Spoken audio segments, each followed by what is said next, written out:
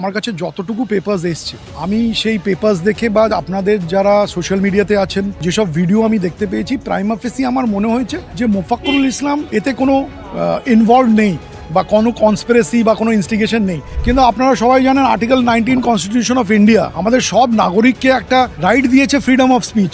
আবার 19(2)তেও রেস্ট্রিকশনস আছে, সেই সীমাটা আমি ক্রস করতে পারি না।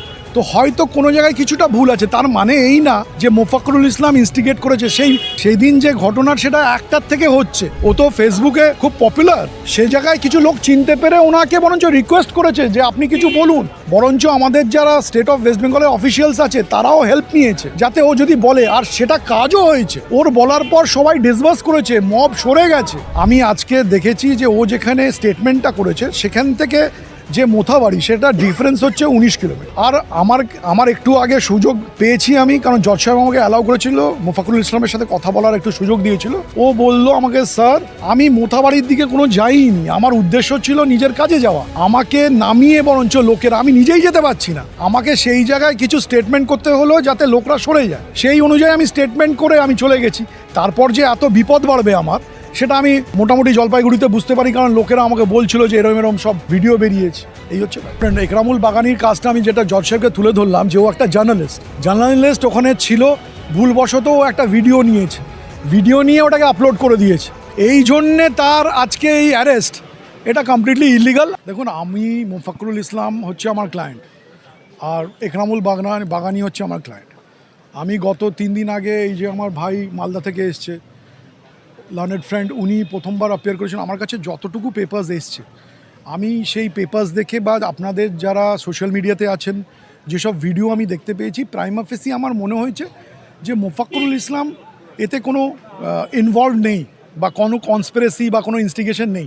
আমি নিজে ভিডিও থেকে দেখে এটা বুঝতে পেরেছি, হ্যাঁ স্টেটমেন্ট দেওয়ার সময় হয়তো কোনো একটা কথা যেটা আশা করা যাচ্ছিল না সেটা ঠিক আছে, কিন্তু আপনারা সবাই জানেন আর্টিকেল 19 কনস্টিটিউশন অফ ইন্ডিয়া আমাদের সব নাগরিককে একটা রাইট দিয়েছে ফ্রিডম অফ স্পিচ।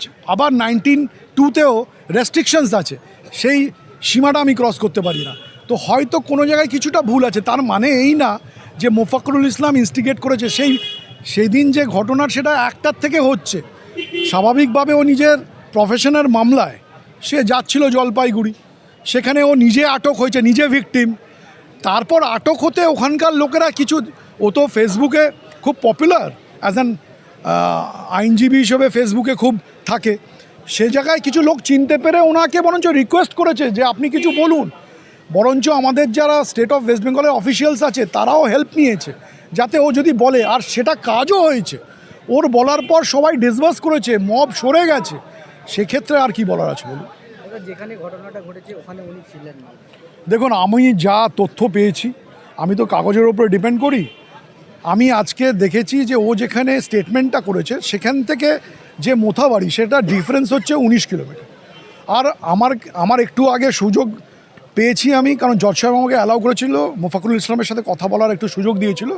ও বলল আমাকে, স্যার আমি মোথাবাড়ির দিকে কোনো যাইনি, আমার উদ্দেশ্য ছিল নিজের কাজে যাওয়া। আমাকে নামিয়ে বরঞ্চ লোকেরা, আমি নিজেই যেতে পারছি না, আমাকে সেই জায়গায় কিছু স্টেটমেন্ট করতে হলো যাতে লোকরা সরে যায়। সেই অনুযায়ী আমি স্টেটমেন্ট করে আমি চলে গেছি।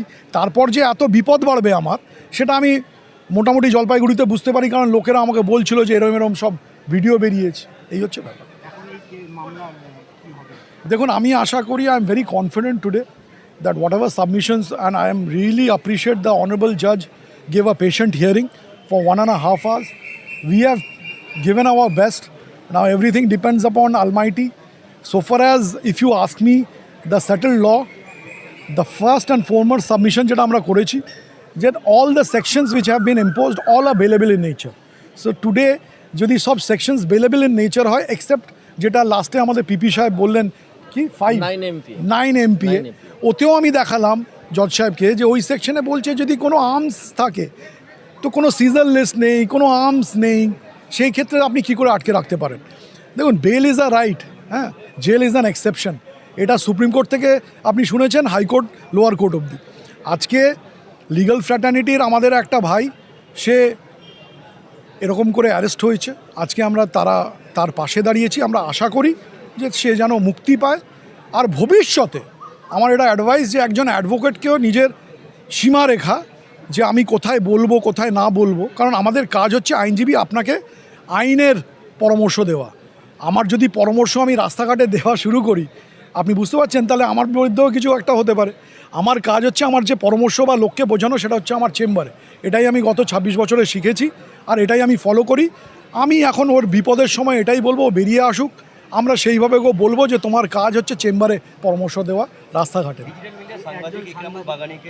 হ্যাঁ, ওটাও খুব ইম্পর্টেন্ট। একরামুল বাগানির কাজটা আমি যেটা জজ সাহেবকে তুলে ধরলাম, যে ও একটা জার্নালিস্ট ওখানে ছিল, ভুলবশত ও একটা ভিডিও নিয়ে ওটাকে আপলোড করে দিয়েছে। এই জন্যে তার আজকে এই অ্যারেস্ট, এটা কমপ্লিটলি ইলিগাল। আরেকটা পয়েন্ট আমি নিয়েছিলাম যে অ্যারেস্ট মেমো আপনারা সবাই জানেন, সেটেল প্রিন্সিপাল অফ ল, আপনি যদি কাউকে অ্যারেস্ট করেন তার বাড়ির লোককে অ্যারেস্ট মেমো দিতে হয়। যে জায়গায় দেখা গেছে যে ওর বাড়ির লোককে অ্যারেস্ট মেমো দেওয়া হয়নি, পরবর্তীকালে লার্নেড পাবলিক প্রসিকিউটর সাহেব বলল না, আমরা এই প্রসিজিয়ার ফর্মালিটি আমরা করেছি। আপনার নাম? ইমতিয়াজ আহমেদ। দেখুন, আমি তো এক্সপেক্ট করবো আজকেই দিয়ে দিক, কিন্তু একটা জিনিস মাথায় রাখবেন, বেলটা হচ্ছে এমনই ডিসক্রিপশন, এটা জজ সাহেবের ওপরে ডিপেন্ড করছে উনি কতটা আমাকে বুঝলেন। ন্যাচারালি উনি অ্যাডজুডিকেট করে ওটা বুঝবেন, আর তারপরে বাকিটা হচ্ছে ওপরওয়ালার কাছে। আমরা তো চাইবো যে একটা আমাদের লিগ্যাল ফ্র্যাটার্নির ভাই সে আজকেই ছাড়া পাক।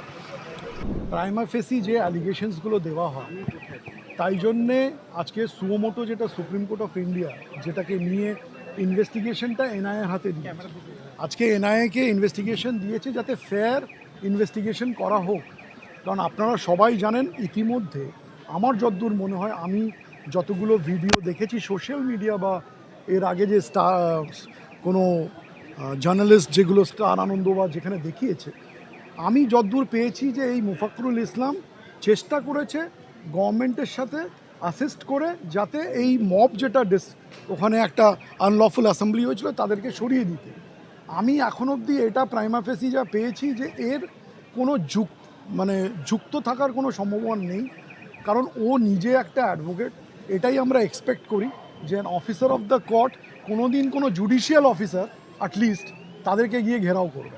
আর আপনি যদি এটাও দেখেন যে 12:30 থেকে ওই পার্টিকুলার জায়গায় আমাদের জুডিশিয়াল অফিসারদেরকে যেভাবে হেনস্থা করা হয়েছে, সেইখান থেকে 20 কিলোমিটার দূরে মোফাক্করুল ইসলাম 10টার সময় যখন ওই রাস্তা থেকে পেরোচ্ছিল কালিয়াচক থেকে, ওর উদ্দেশ্য ছিল যে ও যাচ্ছিল আপনার জলপাইগুড়ি মামলা করতে।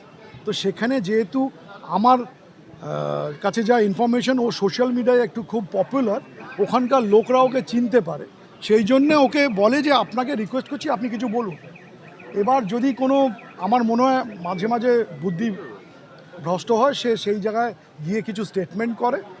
এই স্টেটমেন্টের পরে আমার দেখা নিজে যে পুলিশ অফিসার্সরা ওনার কাছ থেকে অ্যাসিস্ট্যান্স নিয়েছে যে আপনি একটু সাহায্য করুন যাতে মবটা ডিসপার্স করা হয়।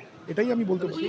সেই পুলিশই ওনাকে গ্রেফতার করলো কেন? দেখুন, আপনাকে দুটো জিনিস বলি। পুলিশ যখন গ্রেফতার করে তখন হচ্ছে যে সিচুয়েশনটা তৈরি হয়ে গেছে। আজকে 12:30 বা আমি টাইমটা ঠিক বলতে পারি, জুডিশিয়াল অফিসারদের একটা ভিডিও আমরা দেখেছি। ওনারা মহিলা জুডিশিয়াল অফিসার, ওনারা যেভাবে কান্নাকাটি করছিল, সেই জন্যই তো আজকে সুপ্রিম কোর্ট সুমোটো নিল।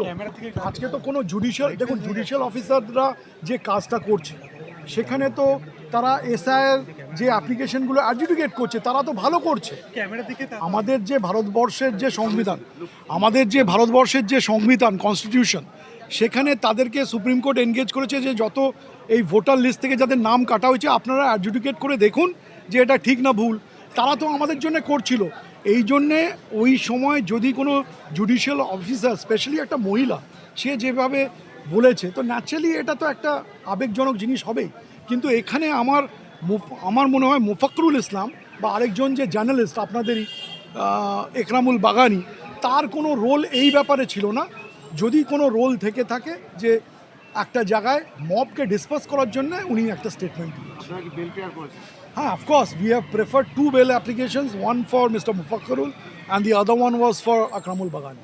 And I expect that after hearing me at length, almost for 1.5 hours, this honorable judge, he will be granting bail so far as my clients are concerned.